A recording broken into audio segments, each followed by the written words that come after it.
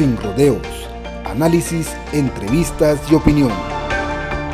Con Haroldo Sánchez, una producción de Factor 4. Muchas gracias por de nuevo aceptarnos ahí en sus hogares. Como siempre, la intención de este programa es llevar hombres y mujeres comprometidos con este país.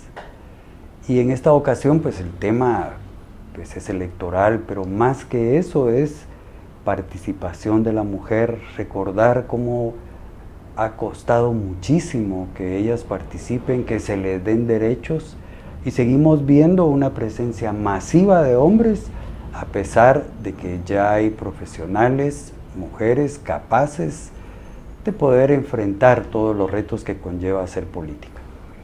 Para hablar de este tema me acompaña una mujer que también tiene ese compromiso de buscar que tengamos un mejor país, que sea más incluyente, más inclusivo, con mayor participación de las mujeres. Me refiero a la licenciada Leslie Tilly. Ella es la responsable de la organización Alas de Mariposa. Muchas gracias, Leslie. Yo quisiera que empezáramos y nos explicaras qué es esta organización. Bueno, pues muchísimas gracias, Haroldo. Gracias por la invitación para poder estar en este programa. Contarte que la Asociación de Mujeres Alas de Mariposas es una organización de sociedad civil, ¿verdad?, de mujeres, y nosotras trabajamos en tres cosas. Uno es que atendemos a mujeres que son sobrevivientes de violencia, brindamos asesoría psicológica, atención psicológica y asesoría legal para que puedan hacer los trámites en cuanto a si deciden o no deciden poner una denuncia. También promovemos la participación política y ciudadana de las mujeres. Eso lo hacemos a través de diversos cursos de formación política, sobre el sistema político electoral en Guatemala. Trabajamos con mujeres de partidos políticos y también trabajamos todo lo que implican las reformas a la ley electoral y de partidos políticos. Por otro lado, tenemos un tercer componente que es el seguimiento a todos los convenios y tratados internacionales en materia de derechos humanos de las mujeres. Somos parte del mecanismo CEDAW, que da seguimiento a la implementación de la Convención para la eliminación de todas las formas de violencia contra las mujeres. Y bueno, hacemos este seguimiento de políticas públicas, planes, programas, cómo el Estado de Guatemala está respondiendo a la implementación y al ejercicio de derechos de las mujeres. Eso es lo que hace Alas de Mariposas. Y yo quisiera a ver si podemos tocar este tema. Todavía somos una sociedad machista donde hay muchos hechos de violencia, desaparecen niñas, jóvenes, sigue habiendo mucho femicidio en el país. ¿Ha cambiado algo o seguimos transitando por una sociedad tan violenta que afecta más a las mujeres? Mira, yo creo que nosotras lo que hemos podido observar es que hemos cambiado, sí, en tener instrumentos. O sea, Guatemala tiene instrumentos. En 2008 se aprueba la ley contra el femicidio y otras formas de violencia contra las mujeres. En el 2006 se aprobó la ley de violencia intrafamiliar, la ley BIF. La ley de dignificación integral para las mujeres. A partir del año 2000 tenemos la Secretaría Presidencial de la Mujer, la Coordinadora Nacional para la Prevención de la Violencia Intrafamiliar y contra las Mujeres, la CONAPREVI. O sea, lo que tenemos el día de hoy son instrumentos. Tenemos la ley de aseguramiento de planificación familiar, ¿verdad?, que debiese garantizar, la ley de maternidad saludable, la ley contra la violencia sexual, explotación y trata de personas. En la ley de consejos de desarrollo se asegura la participación de las mujeres. O sea, tenemos instrumentos. De allí a transitar a que la sociedad en su conjunto haya cambiado, todavía no. Tenemos que dar hoy, ¿verdad?, hay una justicia especializada. Eso hace 20 años no existía. Y estoy hablando de juzgados contra el femicidio, estoy hablando de las fiscalías de la mujer, las fiscalías que investigan todo el tema de trata de personas, el Instituto de la Víctima. Hay un aparataje, hay institucionalidad, pero creo que como sociedad nos hace falta muchísimo transitar a vernos como en una condición de igualdad, ¿verdad? Y de respetarnos por el hecho de que somos personas. Y no hay, bueno, hay pobrecita la mujer, entonces la tengo que respetar, porque no es desde ese ámbito, ¿verdad? O cuando escuchamos, ay, es que a la mujer no se le pega ni con el pétalo de una rosa. No es eso, porque no es una condición de que nosotras somos menores y que por eso, o que somos menos, hay que cuidarnos. No, es el hecho de respetarnos. Hoy hay más denuncias, es cierto, porque se ha trabajado mucho en una cultura de denuncia, pero aún así sigue existiendo un gran subregistro. Y creo que hay un reto muy grande, Haroldo, y ese reto es salir de la ciudad y trabajar a nivel de las comunidades, de los territorios. Ese es el reto más grande que tenemos como sociedad, porque ese fortalecimiento del Estado, a mí me enoja cuando la fiscal dice, hemos abierto tantas fiscalías, y cuando tú vas a la fiscalía de Comitancillo o vas a la fiscalía de San Lorenzo, en San Marcos, te das cuenta que es una o dos personas, o vas a la fiscalía de Tucurú, es una persona. ¿Qué capacidad de investigación va a tener una o dos personas dentro de ese aparataje institucional? Cuando tienen tanta responsabilidad, ¿verdad? No es un delito, estamos hablando de muchas denuncias. Entonces creo yo que nos hace falta, aún como sociedad, y nos hace falta también fortalecer institucionalmente la respuesta del Estado en torno a la atención. Y eso es violencia, pero si hablamos de los derechos sexuales y reproductivos de las mujeres, ¿cuántas mujeres realmente tienen acceso a métodos de planificación familiar? Tú te encontrás que hay una distribución de métodos de 936 métodos cuando hay una población de más de 12,000 personas, mujeres, en edad fértil. ¿Cuál es la relación? ¿Cuál es el impacto que tiene ese aseguramiento de métodos? Hay muchas mujeres que se niegan, Haroldo, a tener relaciones sexuales porque no quieren quedar embarazadas, y tienen razón. Pero ¿eso qué significa? Que el esposo les va a decir, saber con quién me estás engañando, porque no querés de plano, ¿verdad? Y las va a golpear. Entonces creo que por eso cuando hablamos del desarrollo integral de las mujeres, hablamos de que es justamente eso, ¿verdad? No solo es el derecho a vivir una vida libre de violencia, no solo el derecho a la participación política, el derecho al acceso económico de las mujeres. Entonces sigue prevaleciendo una cuestión de inequidad, definitivamente, para las mujeres. Lo que entiendo es, hay dos situaciones acá, la que vive la mujer en la ciudad y la que vive la mujer en el interior del país, en el campo. ¿Cómo podemos llegar hacia ese sector y que entienda todos estos mecanismos de defensa que existen? Pues definitivamente tenemos que hacer muchas actividades de socialización, de sensibilización, pero hay comunidades en las que si el líder comunitario, si la autoridad ancestral, si el alcalde comunitario no te permite entrar, no puedes entrar. Entonces muchas direcciones municipales de la mujer, que son los mecanismos que están a nivel de las municipalidades, lo que hacen es hacer cursos de capacitación. Por ejemplo, vamos a hacer huertos, y dependiendo, ¿verdad?, de qué hay en cada territorio. Por ejemplo, una municipalidad de acá, que es Vía Canales, que es un área, un municipio semiurbano, ¿verdad?, porque tiene mucha parte rural todavía Vía Canales. Entonces, ¿qué hacen ellas, verdad? Hacen cursos, por un lado, de bartenders o de esta cuestión del café, que son como cursos innovadores, ¿verdad?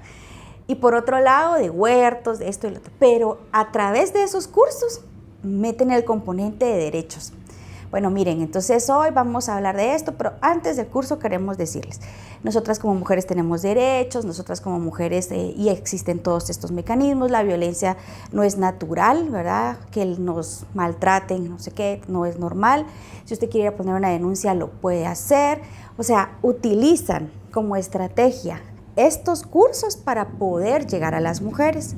Igual en los municipios pues del área rural también, ¿verdad?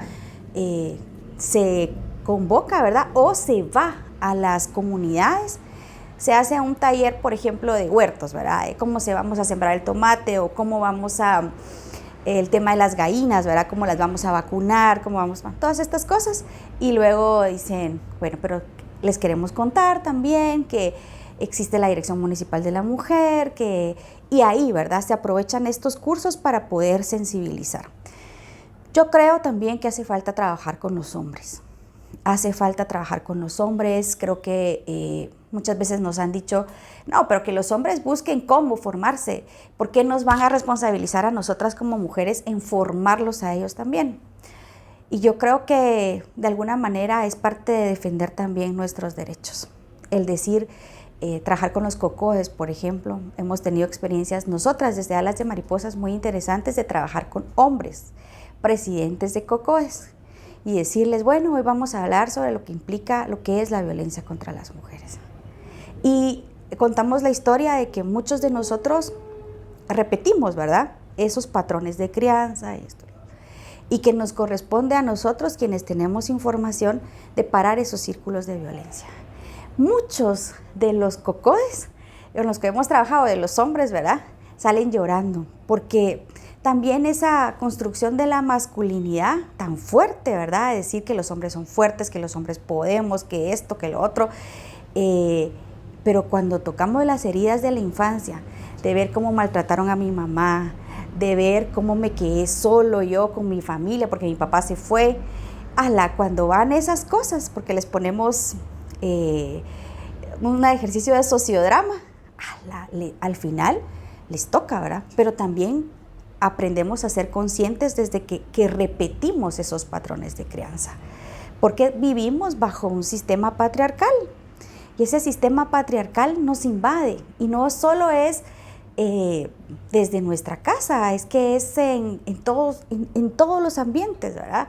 La escuela, la familia en su conjunto, ¿verdad? No solo nuestra familia, sino toda la familia, la comunidad. Entonces, la iglesia, que también es tan fuerte, ¿verdad? Todo el tema del patriarcado. Nos topamos con un COCODE que nos dijo, pero es que la Biblia dice claramente cuál es el papel de las mujeres, ¿verdad? Y yo le decía, mire, eso dice en el Antiguo Testamento, ¿verdad? Porque es cierto, eso lo dice en el Génesis, ¿verdad? Y entonces le decía, pero eso lo dice en el Antiguo Testamento. Pero ¿qué hizo Jesús con María Magdalena, por ejemplo? ¿Qué hizo? La golpeó, la criticó, la maltrató. ¿Que cómo trató Jesús a su mamá? Porque al final hay que hablar en el idioma, ¿verdad?, que a uno le van a entender. Entonces yo creo que tener esa capacidad también de trabajar con los hombres es un reto. Muchas mujeres piensan que no lo debemos hacer. Yo creo que sí es un reto poder hacer ese trabajo. Hay hombres también que hacen este trabajo, que es el de las nuevas masculinidades, y porque eso nos va a ayudar como sociedad a cambiar. ¿Qué es lo que pasa? Cuando nosotras empoderamos a una mujer, o ¿qué significa el empoderamiento de una mujer, Harold? Simplemente es que esa mujer pueda tomar decisiones por sí misma, que pueda decir, yo quiero hacer esto y lo voy a hacer porque yo lo quiero hacer y voy a tomar esa decisión. Eso es una mujer empoderada. Pero que una mujer que, no sé qué voy a hacer, mejor le pregunto ahí, que tiene miedo, que no sabe, o que piensa que no puede, ahí. Entonces, nosotras trabajamos por el empoderamiento de las mujeres. Yo puedo hacerlo. Luego, llegan a su casa y ¿qué es lo que va a pasar? Por supuesto que van a encontrar una persona que va a estar molesta, enojada porque está tomando decisiones, y va a haber un choque. Entonces, por eso es que creo que sí tenemos que trabajar las dos cosas para buscar un equilibrio en la sociedad. Entonces, este trabajo que desarrolla Alas de Mariposa y tu persona, ¿qué es lo que más te ha impactado, te ha dolido de esa relación con otras mujeres? Mira, yo creo que lo que más me ha dolido es la poca respuesta institucional. Porque a veces uno quisiera tener todo el dinero del mundo, pero ¿a dónde? ¿Qué haces? Muchas veces no hay cómo. Eso es lo que más me duele. Porque una ve cómo se gastan el dinero en un montón de flores, o en un montón de o en el contrato de una gran tarima, o el montón de carros de seguridad para una persona, cuando una mujer con sus hijos no tiene a dónde ir y que la van a matar si no sale en ese momento. Eso me duele, la poca respuesta institucional. A veces uno quisiera, porque hay gente que no tiene ni para comer. ¿Qué haces? Eso me duele, ver tanta gente, nos ha tocado, ¿verdad? Acompañar a mujeres que no tienen para comer. ¿Y qué hacen? ¿Cómo sobreviven? El nivel de pobreza, y en el caso de las mujeres que se quedan también a cargo de sus hijos solas, no hay alternativas para ellas. O sea, no hay. Y duele mucho saber esa poca respuesta institucional, que los programas sociales se politizan, que no hay acceso para esas mujeres, que no hay información, que no hay facilidad para que puedan acceder, los trámites burocráticos. ¿Y qué es lo que tienen que hacer? Resolver como puedan. Eso. Y a veces hasta pedir limosna para poder salir. Eso duele, Haroldo, duele mucho. En la parte política, ¿han habido cambios? ¿Hay más participación de las mujeres? Bueno, de hecho, si uno la compara con 30, 40 años atrás, sí la hay, pero ¿es de calidad o no?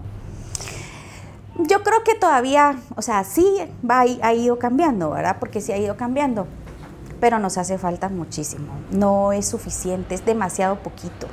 Digamos, hablar de tres diputadas que tengan ese compromiso por los derechos de las mujeres, de 31 diputadas, es complejo, ¿verdad?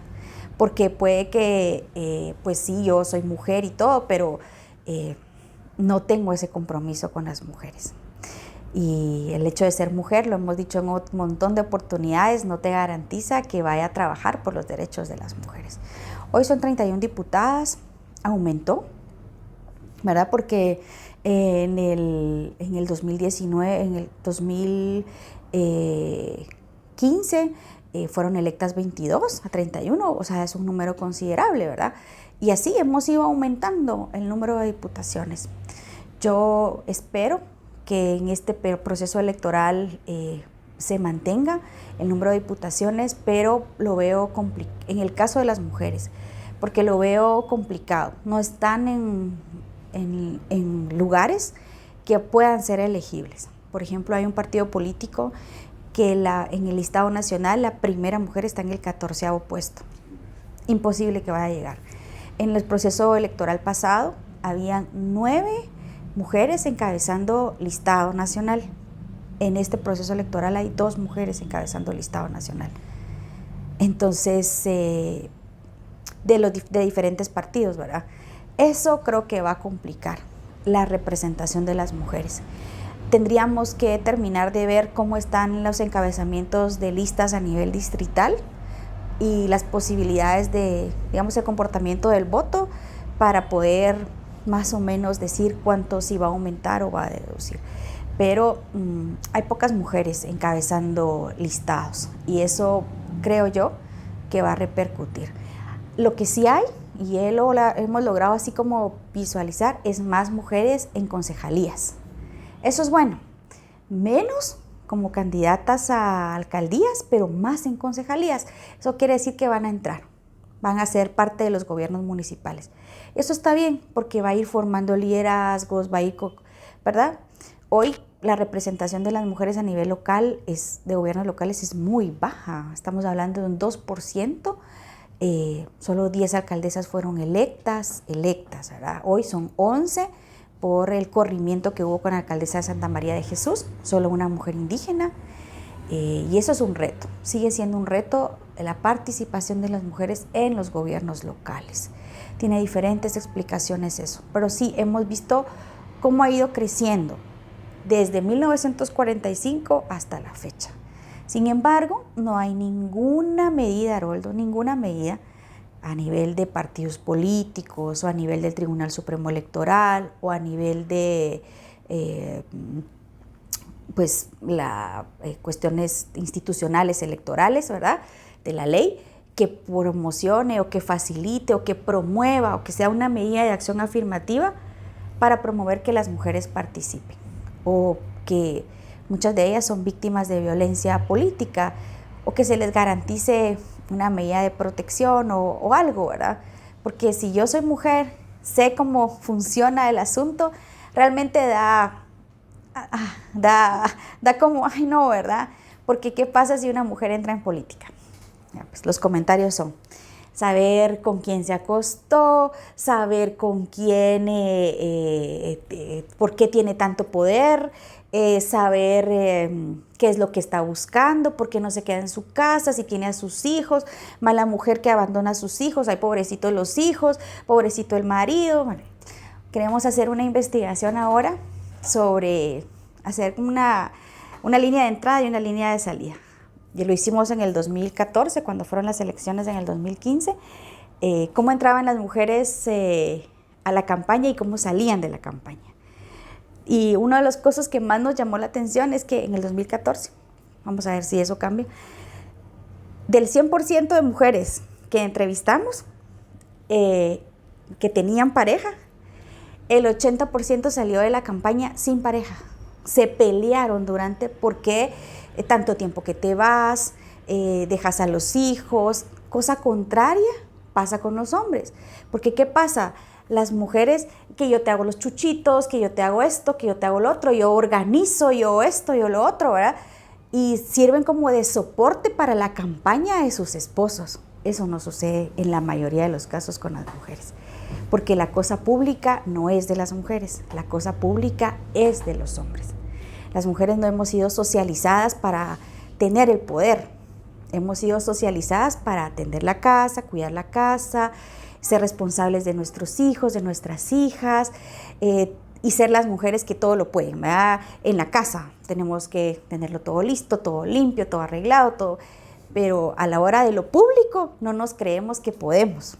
Y entonces eso también implica una desvalorización de la familia, ¿verdad? Hacia nosotras. O sea, lo que quiero decirte es que nosotras como mujeres tenemos que pasar un proceso previo con nosotras mismas y salir al ámbito público. Es más complicado para la mujer que para el hombre. ¿Cómo podríamos cambiar eso? O sea, nos escuchan en los territorios, ¿cómo hacer que se entienda que la participación de ambos es vital en la comunidad? Justo porque tenemos formas de ver la vida diferente. Yo siempre pongo este ejemplo y porque es una historia real. Cuando fue el tiempo de del retorno, ¿verdad? De muchas personas que habían sido durante el conflicto armado desplazadas o que salieron, ¿verdad?, del país. Empezaron a hacer las negociaciones para el retorno y pues los hombres encabezaban esa comisión, ¿verdad? Entonces fueron a ver el lugar y todo donde iban a retornar, la negociación del terreno y todo, ¿verdad? Llegaron, aceptaron, vieron que el terreno estaba plano, que estaba bien y todo, y ya llegaron luego toda la comunidad. Cuando las mujeres llegaron al terreno, lo primero que preguntaron es, ¿y aquí dónde está el agua? ¿Dónde está el agua? No estaba el agua cerca. Pero obviamente, nosotras, los hombres no iban a ver eso porque no era parte de sus necesidades. ¿Qué vieron los hombres? Que el terreno fuera plano, que les pudiera ayudar a construir, que tuviera pues una extensión adecuada, pero no vieron una necesidad que las mujeres sí ven. ¿Por qué? Porque es parte de su vida diaria y cotidiana, el acceso al agua. Porque ¿quiénes cocinan? ¿Quiénes limpian? Las mujeres. Entonces, eso es un ejemplo claro de cómo, por qué tenemos que estar las mujeres también en los espacios donde se toman decisiones. Porque al final nosotras tenemos una forma diferente de ver el mundo. Y es como un ave, ¿verdad? Si las alas de las mujeres somos un ala, los hombres son otra ala, y definitivamente eso tiene que estar equilibrado. Tenemos que aprender a que la sociedad es una sociedad diversa, y esa diversidad debiese estar representada donde se toman decisiones. Pero hoy no, hoy hay un desequilibrio muy grande. Entonces, ¿quién ve por las necesidades de las mujeres? ¿Quién ve, por ejemplo, que en el presupuesto esté asegurado la cantidad necesaria para vacunas de VPH? Una diputada, 2 diputadas, eso no es suficiente. ¿Quién ve? Y yo no estoy diciendo que al final las cosas de las mujeres sean solo las mujeres, porque eso implica también a que los hombres se sumen a ver eso, pero hay alguien que lo tiene que decir. ¿Quién ve que se garantice el presupuesto para los centros de atención integral para mujeres sobrevivientes de violencia? ¿Quién lo ve? Igual, 1 o 2 diputadas, 3 a lo mucho. Entonces sí necesitamos que las mujeres estén en esos puestos de toma de decisión porque hay poca respuesta institucional a todos los problemas que las mujeres vivimos. Escuchándote, pensaba también que se agrega el tema de los embarazos de niñas y adolescentes, esas uniones que a veces las familias aceptan con hombres mucho más grandes. Esto no ha cambiado, esto sigue. Y a pesar de que hay una reforma al código, ¿verdad?, donde se eleva la edad del matrimonio, sin embargo, a nivel, siguen habiendo, como tú decís, ¿verdad?, esto, y es como el reto de cómo llegamos a todo, porque se aprueban un montón de leyes, pero ¿cómo se garantiza que esas leyes se conozcan? ¿Cómo se garantiza que se hagan realidad? Hoy, por ejemplo, ¿verdad?, los embarazos en menores de 14 años son un delito, pero ahí parece que hay como una complicidad entre todo el mundo, ¿verdad?, porque no se reportan, se conoce del embarazo hasta que la niña llegó al hospital por el parto. En ese momento se activa todo el protocolo, ¿verdad?, de atención a la violencia sexual, y las clínicas contra la violencia sexual están desabastecidas, hay pocas clínicas, y entonces sí necesitamos que esta pues llegue, y como hablábamos al principio, ¿verdad?, un reto enorme es cómo se llega a los territorios. Ese es el gran reto, ¿verdad? Creo que tenemos como mecanismos hechos. Por ejemplo, ese trabajo constante y decidido con las direcciones municipales de las mujeres me parece que es una clave, ¿verdad? Creo que el fortalecimiento de la Secretaría Presidencial de la Mujer es súper necesario, pero en este gobierno pasamos 2 años sin secretaria y con aquella inestabilidad, porque el presidente dijo, la CEPREM se va. Y eso lo dijo en un CONADUR. Vamos a crear la Comisión de la Mujer, que entonces iba a quitarle la institucionalidad a la Secretaría Presidencial de la Mujer. El movimiento de mujeres se hizo todo lo que pudo para defender la institucionalidad de las mujeres al más alto nivel. Hay engavetada desde el 2013 una iniciativa de ley que crea el Ministerio de la Mujer. Está en segunda lectura. En este periodo legislativo no se ha aprobado ni una sola iniciativa a favor de las mujeres. Siempre hay 1 o 2 iniciativas que van avanzando, ¿verdad? En la legislatura pasada se aprobó las reformas al Código Municipal y elevó de oficina a dirección municipal de la mujer. Y se aprobó también la ley de búsqueda inmediata de mujeres desaparecidas, que ves que es un mecanismo también tan importante para identificar, ¿verdad?, a las mujeres. Pero hoy, ¿verdad?, este periodo, pese a que tenemos 2 años, ¿verdad?, con una presidenta mujer, ni siquiera, Haroldo, es lo peor que ha podido pasar, ni siquiera se derivan las iniciativas a comisión. Es decir, se presenta la iniciativa y hay que literalmente rogar a la junta directiva que lean las iniciativas en el pleno para que las deriven a una comisión. Se presentó la ley de una iniciativa, ¿verdad?, que proponía la reparación transformadora para niñas víctimas de violencia sexual. Ni siquiera se derivó a una comisión, solo se presentó y ya. La ley de apoyo a todo este tema de la menstruación, ¿verdad?, una menstruación digna, de salud menstrual, se llama esa iniciativa, tampoco se pasó a comisión. Entonces, ¿qué pasa? Se presentan una serie de iniciativas que ni siquiera se pasan a comisión. Hay alrededor de 53 iniciativas que están ahí. Unas en primera lectura, otras en segunda lectura, otras solamente presentadas, ni siquiera tienen posibilidad de dictamen porque no han llegado a comisión, y así. Entonces, ¿eso qué te demuestra? La cero voluntad política que hay para avanzar. Por eso es que sí necesitamos a más mujeres comprometidas, porque 1 o 2 diputadas no pueden hacer los cambios que se requieren. No pueden. Por más que ellas quieran, por más que estén comprometidas, por más que se reúnan con las organizaciones. Y al final las organizaciones estamos afuera, viendo el partido. Quienes juegan el partido son las diputadas, son las ministras, son las secretarias, son quienes están tomando decisiones. Nosotras desde afuera podemos apoyar, podemos respaldar, podemos estar ahí, pero quienes están jugando el partido son quienes están adentro. Y eso es una de nuestras preocupaciones, ¿verdad? ¿Cuántas mujeres comprometidas con los derechos de las mujeres van a ser parte de la 10ª legislatura? Que hablabas, este tema de niñas y jóvenes que desaparecen casi todos los días en Guatemala, el Estado no actúa ahí tampoco. Fíjate que, bueno, está la alerta Isabel Claudina, ¿verdad? Eso nos parece también importante porque ese mecanismo no está dentro de la ley. Se presentó una reforma también en el 2020 para que se incluyera el mecanismo dentro de la ley. Todavía hace falta muchísimo, ¿verdad? Para que esto, igual ni siquiera dictamen tiene esa reforma. Miento bien, esa reforma sí tiene dictamen, pero ahí pasó del dictamen y no ha pasado ni primera ni segunda lectura ni nada. Entonces está, ¿verdad?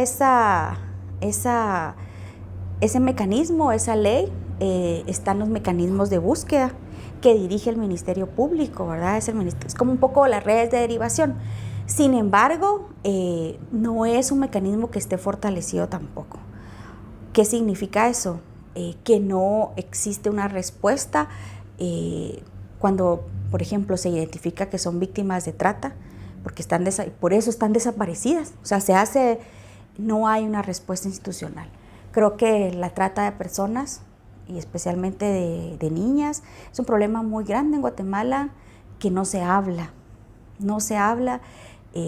Ves la desaparición de la niña en Melchor, que fue un caso muy fuerte. Cuando nosotras como organización, ¿verdad?, tenemos pues vínculos con otras organizaciones del departamento, les preguntábamos y a las mujeres, ¿verdad?, y decían, es que aquí ya es normal que se roben a las niñas, se las llevan a México o se las llevan a Belice y de Belice a Europa, porque Melchor es el municipio que está fronterizo con Belice, entonces es muy fácil sacarlas y llevarlas pasarlas al Atlántico. Y es que Lince no se investiga y aquí hay una red, no lo tenemos cómo probarlo porque no hay cómo, pero sabemos que, y ahí miras a todas las autoridades sumándose, ¿verdad?, a la búsqueda y no sé qué, y las compañeras se lo dicen tan hipócritas que son porque son los que están involucrados. Pero ¿cómo se prueba eso, verdad? Entonces sí hay una necesidad muy fuerte de investigar y de tomar el tema con muchísima seriedad que implica la trata. Las niñas siguen desapareciendo. El problema del femicidio sigue siendo muy fuerte también. Y por supuesto que la alerta ha ayudado muchísimo también a identificar de manera rápida dónde están. Si las alertas no se activan, ya sea la alerta Alba Kenneth cuando son menores de edad o la alerta Isabel Claudina cuando son mayores de edad, no se ponen como todas las instituciones a buscar, ¿verdad? Entonces, y también ver las fotos en redes y no sé qué asusta a los agresores porque dicen, no, ¿verdad?, ya la están buscando. Entonces sí es importante fortalecer, y vuelvo, ¿verdad?, institucionalmente a quienes tienen la responsabilidad de dar una respuesta institucional. Estamos hablando de la PGN cuando son menores de edad, el Instituto de la Víctima, el Ministerio Público, por supuesto, y la Policía Nacional Civil. Pero imagínate, si cuando hay que ir a dar unas medidas de seguridad, que el juzgado de paz le da las medidas de seguridad y se vaya a la policía y me hace favor de que la policía se las lleve, ¿verdad? La policía le dice a la mujer, a la víctima, pero mire, tiene para la gasolina porque no tenemos para la gasolina. O tiene, ¿cómo así, verdad? O ¿por qué no se las pasa dejando usted? Nosotros la acompañamos. No, o sea, esas cosas no pueden pasar, ¿verdad? Entonces sí, la respuesta, el fortalecimiento del Estado, de las instituciones del Estado es necesario. Se habla que hay que combatir el silencio en torno a la denuncia, pero esta es una situación, digamos, muchas personas, hombres y mujeres, hacen denuncia, pero no tienen quedan. respuesta. Entonces al final dice, ¿para qué voy a hacer? ¿Qué podríamos hacer ahí en este tema? Fíjate que hay un dato, en el 2021 fueron cerca de 12,000 denuncias, ¿verdad? Aumentó un 33% al 2020 las denuncias. Pero de esas 12,000 y pico de denuncias, solo 936 se convirtieron en acusaciones. Imagínate, más de 11,000 denuncias o fueron desestimadas o no se les dio seguimiento del delito de violencia contra las mujeres. Entonces, ¿qué pasa con esa mujer? Tú vas a poner, no solo cómo cuesta tomar la decisión de ir a poner una denuncia, no es fácil porque puedes estar muy enojada, pero es la gran... Ir a poner una denuncia en contra de una persona implica la decisión de ir a denunciar, porque puede que estés muy molesta, ¿verdad? Pero por los hechos o muy decepcionada también. Implica tiempo, porque eso de ir a poner una denuncia y hacer todo el trámite en el Ministerio Público son alrededor de un día, porque entras y nosotras hemos acompañado a poner esas denuncias y te lo juro, son de 6 a 7 horas en todo el proceso. Entonces, ¿qué implica para una mujer hacer eso? Y luego, que la denuncia no tenga seguimiento, que se desestime o que te llamen a conciliación con el agresor para no romper la familia. Si aquí hay un delito que tiene que ser perseguido, ¿verdad? Entonces, sí hay muchísimo, y el nivel de impunidad, entonces estamos hablando de que es alto. De esas 936 acusaciones, solo 380 sentencias condenatorias. Eso quiere decir que de las 12,000 denuncias que se pusieron, solo 380 mujeres obtuvieron algún tema de justicia, ¿verdad? Y eso estamos hablando de 1 a 2 años si se fue rápido el caso, si no, de 3 a 4 años. Yo estuve presente en una audiencia, entonces, de un juzgado contra el femicidio por violencia física, y el delito había sido, el hombre empujó a la señora de las Gras y le quebró el brazo, total. Cuando fue la audiencia ya la última audiencia, ¿verdad? La etapa final, ya se habían contentado, ya estaban. Entonces, y le dice el juez, ¿verdad? La señora le dice, mire, pero ¿qué posibilidades hay? ¿Verdad? Todo este tema virtual, ¿verdad? ¿Qué posibilidades hay de que el señor, ¿verdad? El fulanito de tal pueda estar aquí y yo también? Y el juez le dice, no señora, él es un acusado, tiene una medida sustitutiva y por eso está libre, pero él cometió un delito. Y yo como juez lo voy a condenar porque él cometió un delito. Y quiero que lo entienda, le dice. La violencia contra las mujeres es un delito. Total, es que lo sentenció y todo, ¿verdad? Y el juez le dijo, yo no entiendo por qué usted sigue en esa relación. Esto va a volver a pasar.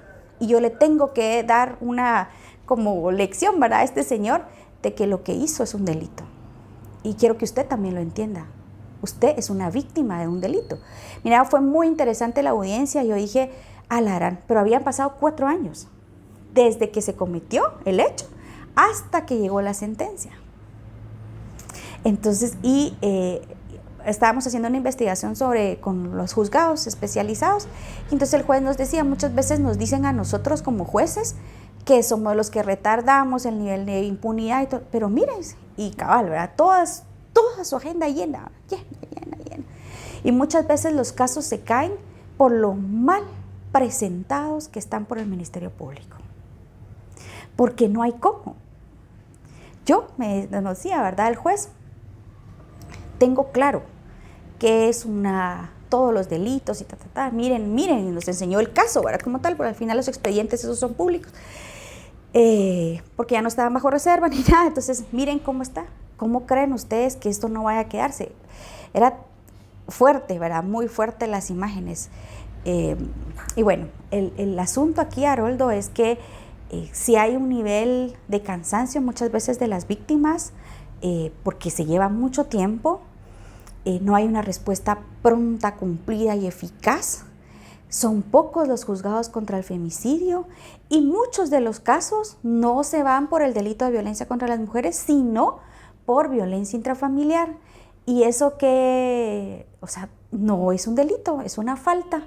Entonces, si los van a llamar a conciliar, los van a llamar y no pasa por violencia, no es un delito penal, sino es una sanción administrativa. Entonces, sí creo que, digamos, esa es otra de las cosas, ¿verdad? La tipificación del delito y lo que implica para una mujer ir a poner una denuncia. No es fácil y no va a tener respuesta. Entonces, deciden mejor no. Yo aquí quiero tocar una cosa muy importante. A nivel de comunidades, el rol de las autoridades ancestrales es muy importante, porque muchos de los casos de estos los conocen las autoridades ancestrales. Creo que eso también hay que trabajar. Algunos están ligados, digamos, o vinculados a su sistema de creencias y entonces concilian o no se ve esto como un delito. Otros sí, otras autoridades ancestrales tienen una sabiduría increíble para poder determinar el castigo y todo pero no hay algo armonizado, algo que una guía, ¿verdad? Sino que va a depender de acuerdo a los criterios. Sin embargo, esto ayuda un montón a las mujeres. ¿Por qué? Porque no tienen que gastar casi 200 quetzales para moverse de su comunidad a donde está la oficina del Ministerio Público. No tienen que esperar 3 años a que les den la cuestión de la pensión alimenticia. No tienen que estar yendo y viniendo en una situación que ni siquiera entienden porque todo el sistema... vamos a audiencia en primera declaración. ¿Se vincula o no se vincula? Todo este gran proceso no se entiende. Y las mujeres aún... O sea, no es una cuestión que esté muy cercana a nosotras, no se comprende. Entonces, yo creo que aquí toda la estructura de las autoridades ancestrales tiene mucha importancia en el acceso a la justicia para las mujeres que son víctimas de algún delito, ¿verdad? Y de hecho, hasta el mismo idioma. Exacto. Y de su comunidad, porque entonces... No es que vaya a ser excluida o mal vista porque fue a poner una denuncia, sino que la misma comunidad la va a respaldar y va a decir sí. Entonces es una cuestión bien importante, ¿verdad? Y un juez en Totonicapán nos decía, miren, aquí, y justo nos explicó eso, cuando hay nosotros, decía el juez, hablamos con la autoridad ancestral y nos ponemos de acuerdo con la autoridad ancestral para armonizar de alguna manera las sentencias. Y yo me le quedaba viendo, ¿verdad? ¿Cómo así? Y nos contó un caso también. Una mujer ella tenía a su hija muy enferma. No la quería llevar al hospital porque decía que en el hospital la iban a hacer mal, ¿verdad? La iban a hacer mal, que ahí solo entraba la gente a morirse. No hablaba solo quiché, no tenía, ¿verdad? Total es que la niña se muere. La denuncia a la PGN por negligencia, porque pues la niña se murió porque no la llevó al hospital. Y entonces el juez llega al caso, y ya la comunidad la había, digamos que la había liberado, no sé cómo decirlo, ¿verdad? La había exonerado. Llega el juez y entonces el juez empieza, ¿verdad?, a contar que él declara inocente a la señora. Uno, porque nadie le explicó, en el hospital no había gente que pudiera explicarle en su idioma quiché qué era lo que su hija estaba pasando. 2, no se le atendió de manera inmediata. 3, la señora tenía ya el conocimiento anterior de que había ido dos familiares de ella y se habían muerto. Entonces, para ella, entrar al hospital era sinónimo de que se iba a morir. Y mira, muy interesante pero él es un juez maya, o sea, su identidad, entonces él entiende, pero ¿qué pasa con un juez que no tiene esa adscripción, digamos? yo me quedé muy impresionada de este juez, ¿verdad?, de Totonicapán, porque no fue solo esa, ¿verdad? Hay varias sentencias que están como desde esa cosmovisión, ¿verdad?, desde esa lógica del respeto a los derechos de los pueblos, sobre todo en entender, ¿verdad?, su cosmovisión. Y es que creo que eso es lo más fuerte que tenemos en este país. Creemos que nuestra idea occidental es la única que existe. No entendemos que hay diferentes pueblos y que cada pueblo piensa de manera diferente. Que si bien podemos tener elementos comunes, pensamos de manera diferente, vemos el mundo de manera diferente.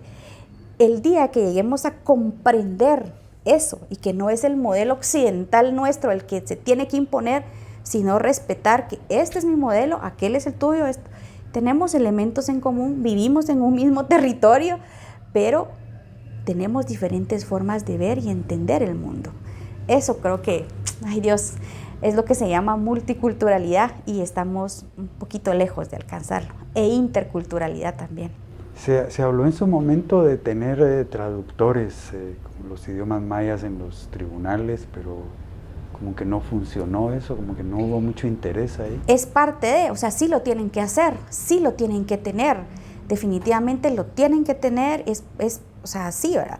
Pero, por ejemplo, esta chica que fue también víctima de trata, que pasó no sé cuántos años en un tribunal de México, porque no había un traductor, no había nadie que hablara el idioma a ella.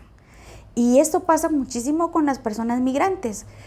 Estamos trabajando ahora con la Asociación de Retornados y mira qué complicación, porque vienen muchas personas y no hablan el idioma español, nunca habían venido a la capital. Y entonces no saben qué hacer para poderse ir a su municipio o a su territorio, ¿verdad? Y yo me quedo impresionada porque hablan inglés y hablan su idioma, pero no hablan español porque no habían tenido la oportunidad de estar acá. Imagínate cuántas personas retornadas están viniendo, cerca de 1,000 personas a la semana.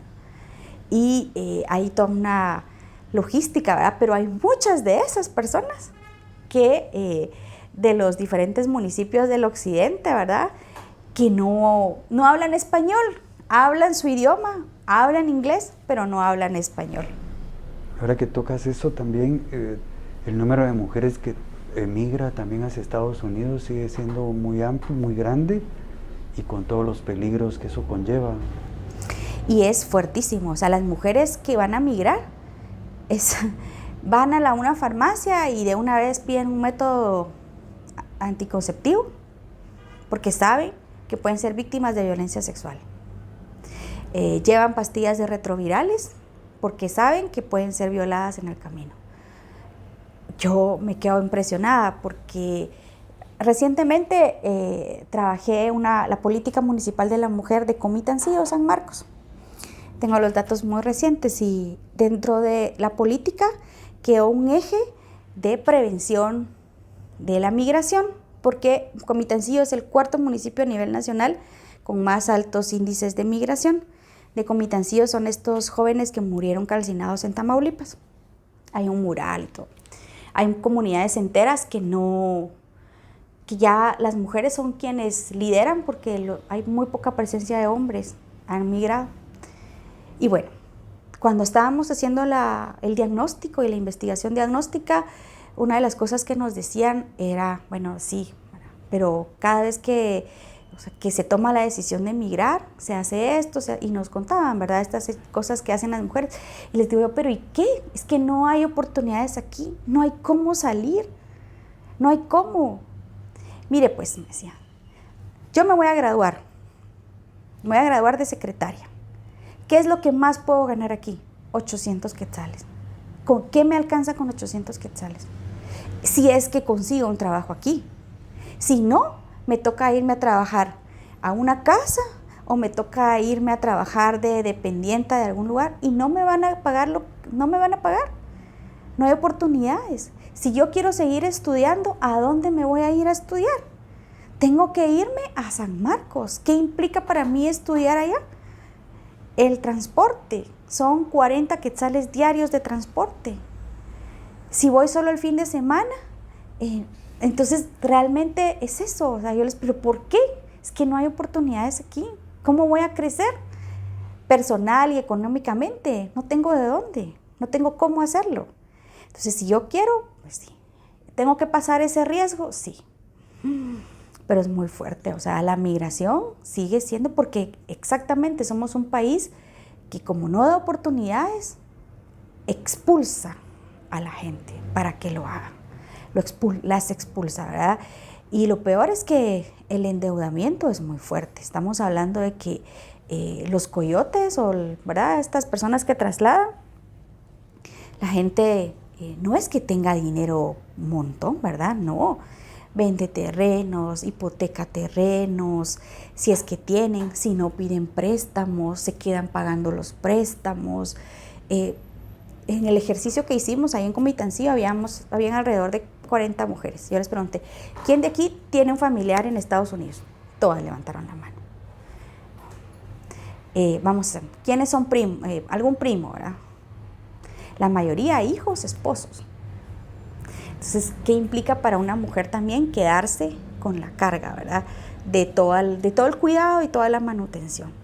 Y importante también, cómo le enseña o se enseña a las mujeres que reciben las remesas a invertir esos recursos y no como a gastarlos, ¿verdad? Sino cómo se invierte. Y eso nos decían las señoras.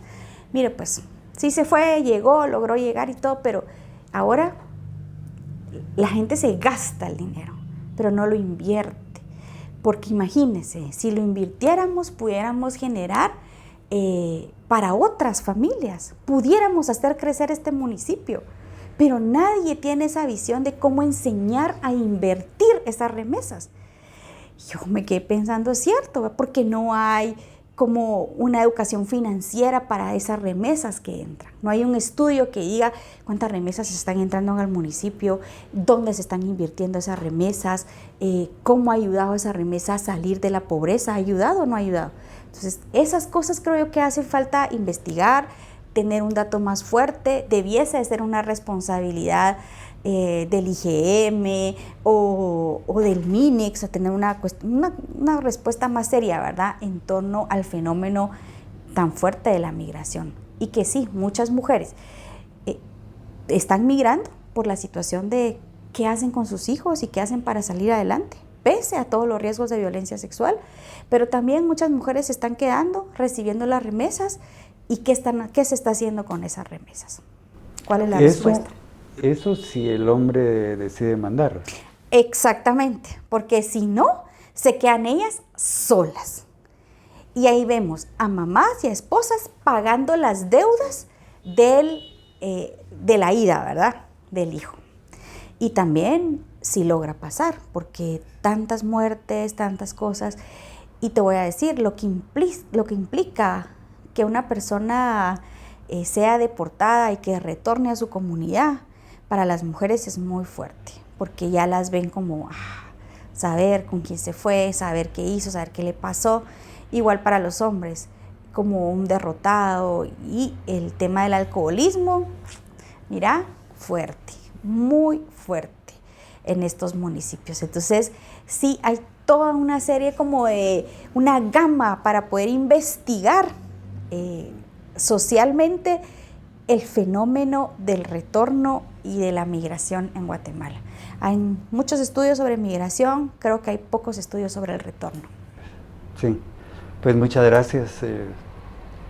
He aprendido mucho y sé que las audiencias también, al escuchar todas estas cosas, no solo conmueven, sino es información que es importante escucharla, discutirla en la casa, ¿verdad? Si tú quisieras dar un mensaje final a nuestras audiencias. Bueno, pues solo que pues sigamos trabajando como ciudadanos y ciudadanas, que esa participación ciudadana es muy importante, porque también implica el pedir cuentas a las autoridades que elegimos, que tenemos un proceso electoral muy, muy cercano. Ya vamos a empezar con la campaña electoral, y que pueden decirnos 1000 maravillas, pero ¿cómo lo van a hacer? Creo que eso es lo más importante, que preguntemos el cómo, que no dejemos de participar. El voto es importante. No podemos decir, yo no voy a votar porque no pasa nada. Al contrario, si no votamos, le estamos dando la oportunidad a otros que decidan. Y el asunto es que Guatemala es como nuestra casa. Y a mí no me puede dar igual que se roben las ventanas, que se roben las puertas, que se estén muriendo los niños de hambre, ¿no? Porque ese es mi país, es mi casa. Y cuando tenemos este sistema democrático que nos da la oportunidad de ir a votar por quien nosotros consideramos que puede tener la mejor alternativa. Entonces, por favor, yo les pido que no seamos indiferentes. Guatemala necesita que votemos conscientemente, que recordemos que el voto es secreto, solo estoy yo y la papeleta. Pese a que me hayan dicho que me van a dar esto, que me van a dar lo otro, no, solo estoy yo y la papeleta. Y que en ese voto tiene que ser un voto consciente, informado, libre y secreto. Entonces, hacer esa invitación para que no dejemos de participar. Bueno, ya escucharon, eso es para ustedes, para mí. El voto es secreto y es una herramienta que puede provocar el cambio. Tenemos que tener conciencia de a quién le vamos a dar ese voto. Y no es porque nosotros vamos a decir por quién usted vote, no, usted decide si las actuales autoridades han contribuido a un cambio, si usted está mejor ahora que hace 4 años. Recuerda, el voto también puede ser de castigo, el que no lo merece no hay que darse. Que estén muy bien y nos vemos la próxima semana. Hasta luego.